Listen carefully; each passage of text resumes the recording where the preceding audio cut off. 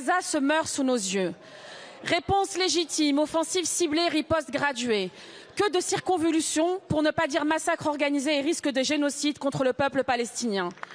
Jour après jour, les bombes pleuvent sur une population affamée et assiégée. Depuis la reprise des bombardements à Gaza, on dénombre plus de 1000 morts, dont 300 enfants. Pour certains, ce ne sont que des chiffres. Pour d'autres, ce sont des familles entières rayées de la carte. Dans ce chaos, les otages israéliens que Tel Aviv prétend vouloir sauver risquent aussi d'être tués par les frappes de Tsahal. Pour reprendre les mots de Dror Mishani, écrivain israélien, le 7 octobre a fait de notre pays une société obsédée par la vengeance. Et c'est bien cela qu'incarne le gouvernement Netanyahou. Non pas la sécurité, mais la vengeance aveugle. Une vengeance qui s'étend désormais au Liban, frappé à nouveau dans un mépris total des cessez-le-feu et une fuite en avant qui menace d'embraser toute la région.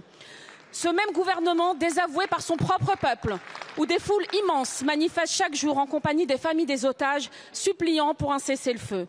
Ce même Premier ministre corrompu, limogeant procureur et patron du renseignement.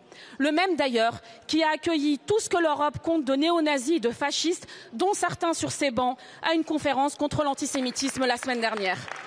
Mais l'histoire implacable le rattrapera et en temps voulu le jugera au même titre que les chefs d'État condamnés par la juridiction internationale pour crimes contre l'humanité. La France, quant à elle, appelle à la retenue, édite des communiqués de presse et distribue des éléments de langage comme on distribue des pansements sur des cadavres. Monsieur le ministre, vous avez condamné, vous avez été préoccupé, vous vous êtes alarmé, vous vous êtes même ému, mais jamais vous n'avez sanctionné alors que c'est là que nous attendons la France.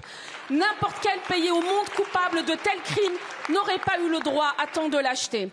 Monsieur le ministre, les otages du 7 octobre doivent-ils se résoudre à être abandonnés par le gouvernement israélien? Merci beaucoup, les Palestiniens Madame la députée. Merci beaucoup. La parole est à Monsieur Jean-Noël Barrot, ministre de l'Europe et des Affaires étrangères. Merci Madame la Présidente, Mesdames et Messieurs les députés, Madame la députée Sabrina Sebei. Vous l'avez dit, la rupture du cessez-le-feu et la reprise des frappes israéliennes à Gaza constituent un retour en arrière dramatique. Dramatique pour les populations civiles à Gaza, dramatique pour les otages et leurs familles, dramatique pour la stabilité dans la région. Dramatique aussi parce que le bilan humain de ces frappes est considérable. C'est plus de 1000 personnes qui ont perdu leur vie. Le 9 mars dernier, un bâtiment des Nations Unies a été frappé. Un employé des Nations Unies a perdu la vue et 2 de nos compatriotes ont été grièvement blessés. Et puis des tirs israéliens sur des ambulances ont tué 15 secouristes, dont des secouristes du Croissant Rouge, de la protection civile palestinienne et des employés des Nations Unies. C'est tout simplement inacceptable. Les travailleurs humanitaires ne devraient jamais être pris pour cible. Dramatique aussi parce que demain, cela fera 1 mois que le gouvernement israélien, après l'avoir réouvert, a fermé l'accès de l'aide humanitaire à l'enclave. Je rencontrerai ce jeudi mon homologue israélien et je lui dirai 3 choses. La première, c'est que Israël, comme le Hamas, doit respecter les engagements qui ont été pris le 19 janvier dernier, date du cessez-le-feu, libération des otages, cessation des hostilités. Deuxième élément, et au-delà du cessez-le-feu, le plan des pays arabes pour la reconstruction, la gouvernance et la sécurité à Gaza doit être soutenu. C'est un plan qui prévoit que le Hamas ne puisse ni participer à la gouvernance de l'enclave, ni constituer une menace pour Israël.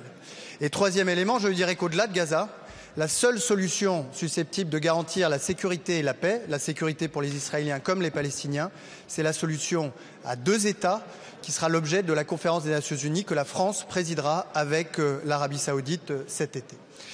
Nous n'hésitons pas à prendre des sanctions, nous l'avons fait sur un sujet qui nous préoccupe particulièrement, qui est celui de la colonisation extrémiste et violente en Cisjordanie. Si besoin, nous le ferons à nouveau. Merci beaucoup, Monsieur le Ministre.